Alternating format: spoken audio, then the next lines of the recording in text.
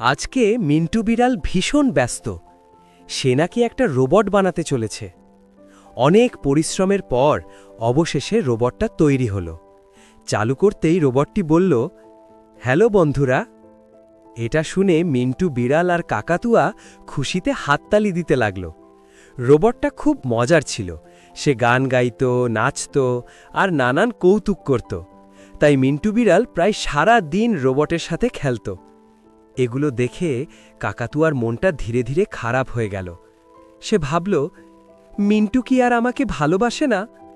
চুপচাপ একটা গাছের আড়ালে বসে সে কাঁদতে লাগল। ব্যাপারটা রোবট বুঝতে পারল। সে কাকাতুয়ার কাছে গিয়ে বলল, তুমিই তো মিন্টুর সেরা বন্ধু, আমি তোমাদের দুজনেরই বন্ধু হতে চাই। রোবটের কথা শুনে কাকাতুয়ার মনটা হালকা হলো। দুজনে একসাথে বাড়ি ফিরে এলো। মিন্টু বিড়াল কাকাতুয়াকে কোলে নিয়ে জড়িয়ে ধরে বলল, তুমি আমার সবচেয়ে প্রিয় বন্ধু। রোবট তো নতুন বন্ধু, কিন্তু তুমি তো সব সময়ের। এখন কাকাতুয়া আর রোবট দুজনেই খুব ভালো বন্ধু। ওরা তিনজন সারাক্ষণ একসাথে খেলে, হাসে আর খুশি থাকে।